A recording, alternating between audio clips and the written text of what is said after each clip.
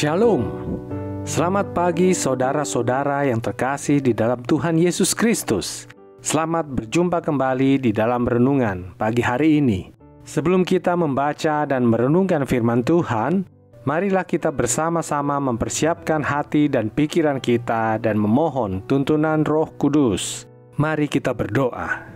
Terpujilah Engkau, Bapa yang Maha Kuasa, Bapa yang baik, yang dengan penuh kasih memberikan penyertaan-Mu sepanjang hari dalam hidup kami. Di pagi hari ini, kami datang kembali menghadap-Mu untuk lebih memahami ajaran-Mu. Tuntunlah kami ya Roh Kudus, kami siap mendengarkan firman-Mu. Amin. Saudara-saudari yang dikasihi Tuhan, renungan firman Tuhan pada pagi hari ini terambil dari Filipi 2 ayat 14 sampai 16. Saya akan membacakannya untuk kita.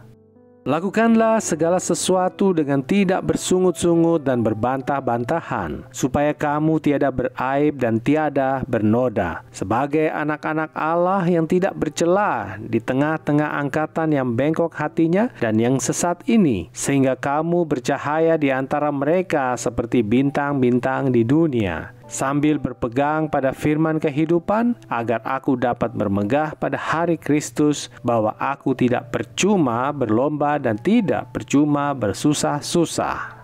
Saudara-saudariku yang terkasih, judul renungan pada pagi hari ini adalah Memenangkan Kemegahan.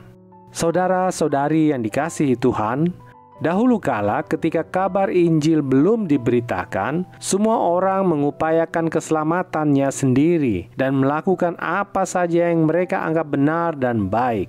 Tetapi saat Injil telah diterima, maka orang percaya mengetahui bahwa keselamatan adalah anugerah Allah melalui Kristus, dan karenanya setiap orang percaya harus hidup meneladani Kristus.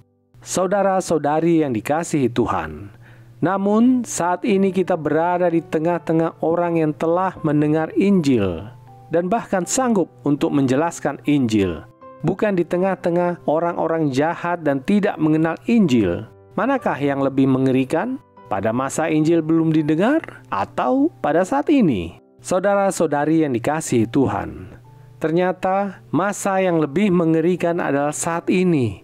Karena banyak orang justru menjadikan Kristus sebagai tameng untuk melakukan ketidakbenaran dan untuk mendapatkan keberuntungan dalam dunia. Apakah orang percaya saat ini dapat dikatakan sebagai pengikut Kristus? Ya dan tidak. Mengapa? Sebab pada saat ini, banyak orang percaya melayani untuk mendapatkan nama, mendapat pengakuan, dihormati, dan lain sebagainya. Sehingga saat tujuannya tidak tercapai, dia akan dengan mudah mengabaikan pelayanan atau bahkan mengacaukan segala sesuatu yang baik yang telah ada.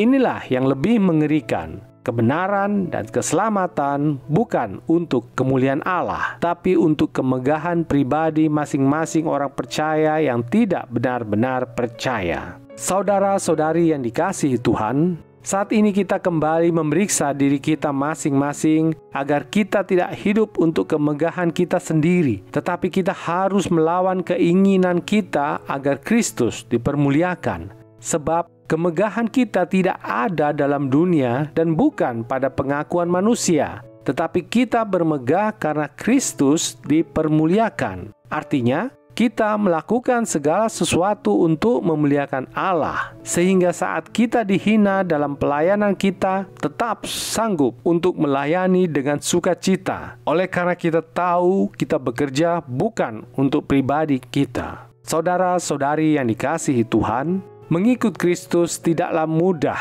Oleh karena itu, kita harus terus-menerus memeriksa diri kita agar Kristus saja yang dimuliakan dalam hidup kita serta segala yang kita lakukan, katakan, dan pikirkan.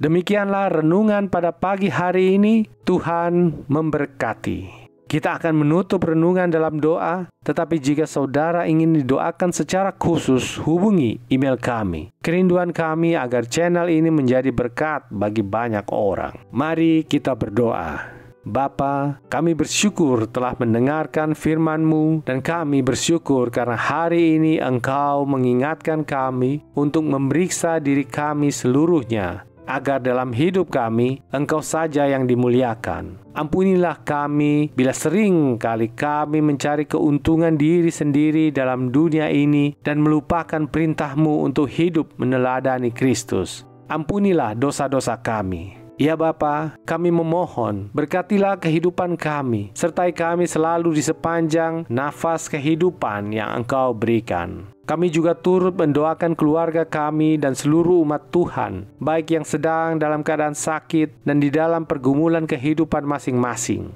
Jamahlah mereka, berikanlah kekuatan bagi mereka, dan dengarkan seruan doa mereka, sehingga mereka dapat menjalani kehidupan ini hanya di dalam pengharapan kepadamu. Kami mendoakan gereja dan negara kami, mohon penyertaan untuk pemimpin gereja, para hamba Tuhan, dan para pemimpin di negara kami, agar masing-masing mereka mampu menjalankan tugas yang hanya untuk memuliakan nama Tuhan, sehingga sejahteralah kehidupan bangsa dan negara kami. Inilah doa yang kami panjatkan melalui Tuhan Yesus Kristus, Sang Juru Selamat. Amin. Saudara-saudara, mulailah harimu. Kiranya kasih dan anugerah Tuhan senantiasa melimpah di dalam kehidupanmu, dan muliakanlah Tuhan di dalam setiap aktivitasmu, dan jadilah saksi hidup bagi firman-Nya. Roh Kudus menyertai kita semua. Sampai berjumpa kembali di renungan berikutnya. Tuhan Yesus memberkati.